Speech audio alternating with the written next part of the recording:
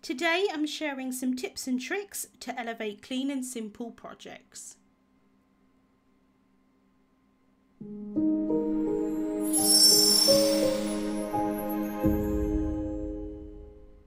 Hello there, Michelle Short here with Terrific Tags with Michelle. I'm here on the Altenew YouTube channel on the first and third Saturday of the month.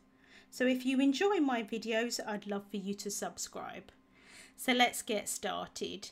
Today I'm using the beautiful Peony and Lilac swag set. So there's the stamp set, the coordinating stencils and also the coordinating die set as well.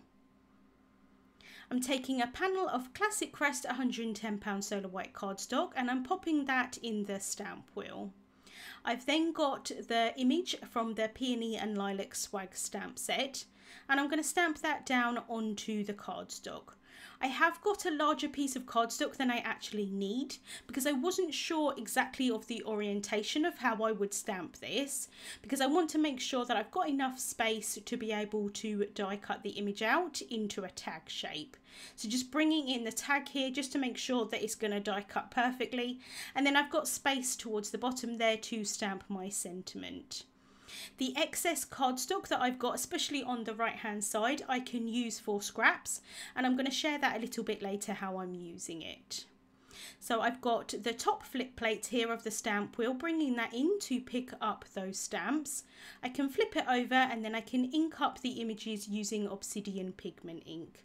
This is a really lovely black pigment ink to use when you want really lovely dark crisp lines, which is what I want today. So I don't need to ink up all of this image because I know that I'm only going to use the top part. I actually inked up lower than I needed, but it's better to have that wiggle room just in case. And then I inked up the sentiment as well. I can flip over that flip plate and stamp that down onto the cardstock. So just running my fingers along the image. It's quite a large image, as you can see. So just making sure that I get a really nice impression. I did actually get a pretty good impression first time, but like I say, I do want those lines to be really nice and dark. So I am going to ink up the image and the sentiment again. The sentiment is quite bold, so again I want to make sure that I get a really nice impression of that. So I prefer just to double stamp. So just inking them all up again. I can flip over the flip plate, pop it in place, and then I can stamp that down. And now I've got a really nice impression of both the floral image and also the sentiment.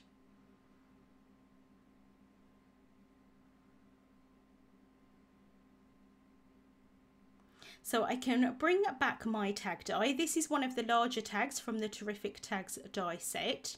And I'm just going to line it up over the image. So I've got time to sort of wiggle it in place, figure out where I want to die cut it before I cut anything out. Once I'm happy with the placement, I can hold that tag die down with some low tack tape. I am just then cutting off the excess cardstock. I know that I don't need that. I can use that for scraps a little bit later on, and it's also going to fit in my die cutting machine a lot easier. I'm taking the coordinating die for the sentiment from the Peony and Lilac swag die set, and then I've run those both through my die cutting machine.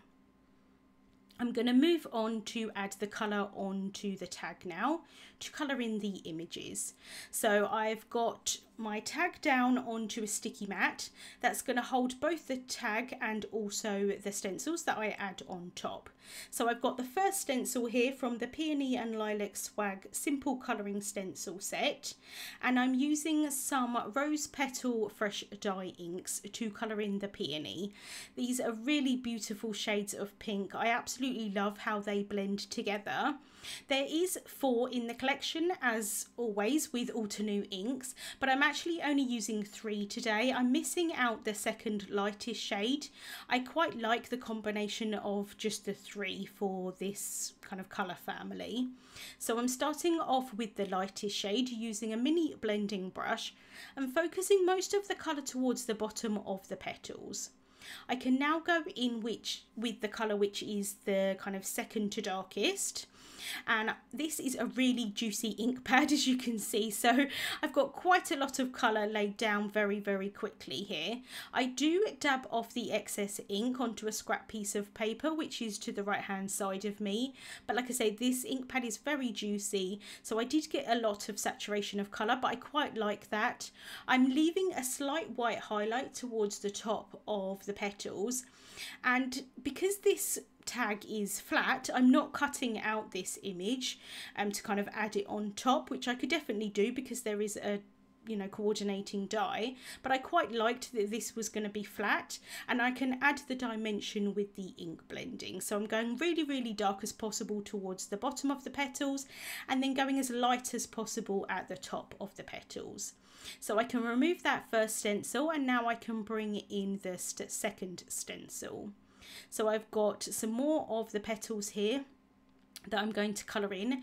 I'm just grabbing a piece of memo tape because I don't accidentally want to get any ink where I don't want it. I'm very clumsy and I might drop an ink pad, or I might drop a blending brush or something like that. So I do just want to protect that excess piece of the tag, that the stencil's not kind of overlapping. So I can just do the same thing with the same 3 shades of ink here, adding in the lightest shade, going in with the middle shade, and then adding the darkest shade towards the bottom. There are 2 lots of images that I need on this stencil, so I wanted to make sure that I use the top images first so that I can just move the stencil up, and I'm not going to overlap that ink blending on the stencil with my actual project. Although I'm not obviously adding ink blending onto the back of the stencil, I do find that sometimes the inks do seep under a little bit, and if I place that stencil on my project, I might accidentally get a smear of ink where I don't want it. So if possible, I like to try and work with the images towards the top of the stencil first, so then I can move the stencil upwards, or like maybe to the side or something like that. That's quite a good trick, so I don't have to clean the stencil in between. I can then move on to the third stencil. I can place that over the top of the image, and again I've just got a little bit of memo tape to cover the piece where I know that I'm not doing ink blending, but there is still a gap in the stencil. So I can finish off colouring in this peony here, and then also the little flower towards the top, using those same rose petal inks. And I just love the shade of these. I just think it's such a pretty shade of pink, really kind of deep pink. And then for the lilacs, I'm going to use some purple shades. These are the Enchanted Garden Fresh Dye Ink Collection, another one of my favourites, and I'm just using the 3 lightest shades. So I've got the same mini blending brush here, going in and trying to saturate the colour more towards the bottom of the flower rather than the top, and leave the top a lot lighter. So this is the lightest shade here to start with. And then I can go in with the middle shade, or the second lightest. And again, focus the colour towards the bottom. And then for the darkest shade, I'm going in with the micro blending brush. And this just gives me a little bit more control of where I want to add this colour. I do want the darkest colour to be towards the bottom, but because the lilacs are kind of I don't know the word, sort of leaning over, I did want a little bit of darkness towards the bottom as well. And the best way to do that is with a smaller brush, so I can focus that colour. Now for this layer of stencil, I do need to move it again because I want that tiny little piece of the peony that's towards the bottom of the image. But again, I don't want to accidentally get any of that ink onto my project. So I've grabbed a piece of scrap paper and I'm just adding that underneath the stencil so that I don't accidentally smear any of that ink. And I do that quite a lot. Just protects, especially a clean and simple project. You don't accidentally want to get ink smears where you don't want them. So I've added in the centre of those flowers there with the darkest ink again. And then now I can colour in the leaves. So I'm using the Green Valley Fresh Dye Ink collection. Again, one of my favourite combinations of inks. I really love these green shades. They're very bright. They're quite vibrant, which I really like, especially with pinks and purples. Again, I'm just using the 3 lightest shades today and going in with that mini blending brush. This is definitely one of my new favourite images, and I really love that it works well for lots of different projects. So it's large enough to work really nicely for a scrapbook page, I think, but also, as you can see, it also works well for a small tag. So I'm just lifting up that stencil, and then again I've just got that tiny little flower there at the top to add the ink blending to, and it is on the same stencil. So I'm going to bring in a piece of scrap paper here and try and make sure that I maneuver that scrap paper so that it covers up the ink blending on the rest of that stencil. So just getting that stencil in place. And then I can go back in with the same shades of ink that I've been using. So starting off with the Green Valley Crisp Dye Ink collection. And I'm using the micro blending brush again because it's such a small area. I want to try and have that petal there at the top. Make it look a little bit like the stem is kind of going up into the petal. So I want there to be a little bit of green at the bottom, but then also have some pink at the top for the rest of the petal. And it's a lot easier to try and do that with these mini, or these micro blending brushes, I should say. They are very mini, but they're even more mini than micro. So I can remove that scrap paper, and now I've got all my ink blending completed. I just think it looks really pretty. I've die cut another tag from Classic Crest 110 Solar White cardstock, and I'm adding some glue tape onto the back of that, and then I can sandwich those 2 tags together. Not only is this going to give me a really nice clean finish on the back of the tag to write a personal message, it's also going to give the tag a little bit of extra stability as well. So just lining those up as best as possible, and you can see that I've got really nice look on the back. It's nice and clean. I've then die cut the whole reinforcer piece from the Labels and Tags 2 die set from white cardstock. I can add one on the front of the tag and one on the back, and I do think that that finishes it off quite nicely. I've then got some black twine that I'm tying through the top of the tag, securing that in place at the front, and then I can tie that in a bow.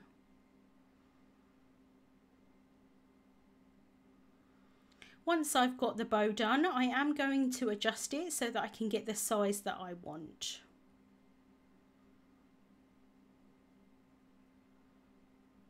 Once I'm happy with the size, I can then cut the tails of that bow down using some scissors.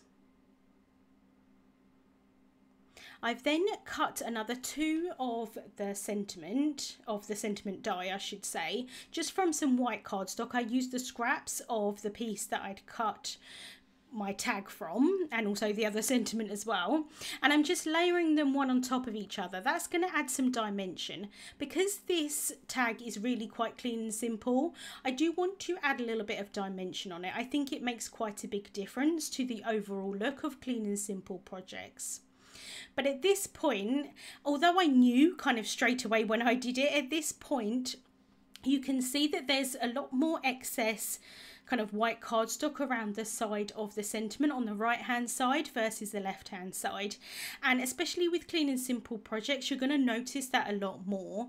So what I'm doing here is I've re-stamped it. I'm then taking the cardstock that I cut the sentiment from, so I've got the negative of the die, and then I can place that on top of the stamped sentiment, and I can see through it, so I can see where it's going to die cut before I actually die cut anything out. And this is a great way to make sure that you're going to get a really nice kind of even border around that sentiment. So I've attached the 2 pieces together with that low tack tape, just to make sure that they don't wiggle around or move when I'm die cutting. Then placing the die on top, and it just fits in like a puzzle piece, but I am going to hold it in place with some more low tack tape and then run that through my die cutting machine. And now I've got a perfectly cut out sentiment. So just removing that from the die, and you can see that that looks so much better than the first one. So then I can add some glue onto this piece here. It's now going to be 4 layers high, but that's absolutely fine. Like I said, this is the only dimension on the card apart from the embellishments that I'm going to add. So it's quite nice to have the sentiment kind of popped out. So laying those up, and then I can add some more glue onto the back of this piece. And then I can pop that down onto the tag using some tweezers. And I'm using the liquid glue so that I can move it about in case I'm not quite happy with the placement. Once I'm happy, I can add a block over the top to hold that down while the glue dries. I'm then taking some crystal clear gem sparkles, and I'm just going to add a few around the tag. So adding 2 there at the top and then 2 here at the bottom. And again, these are quite dimensional as well, so it's quite nice to add different layers onto a clean and simple project. And then I can pop one here as well. And then I did think about adding an extra one. I generally like to add embellishments in even numbers, but I was thinking that most of them are towards the left hand side. So I did think I wanted one on the right, but I couldn't quite figure out where I wanted it. So in the end I left it off, but maybe I might go back and add it at a later date. But that is the tag finished for today. I really love how it turned out, and I wanted to show you what it was based on. This is the card that I made for the release, and I really love how it turned out. So now I've got a coordinating tag to go with my card. I really love having the set. Links to the products that I used will be listed in the description bar on YouTube and also over on the Altenew blog. Thank you so much for watching, and I hope you have a wonderful day. Hey there, Lydia here. I really do hope that you've just enjoyed the video. If so, please subscribe to the Altenew YouTube channel. Also turn on the notification bell so you can get your daily dose of crafty techniques and tutorials just like this. Thank you so much for watching. Bye bye.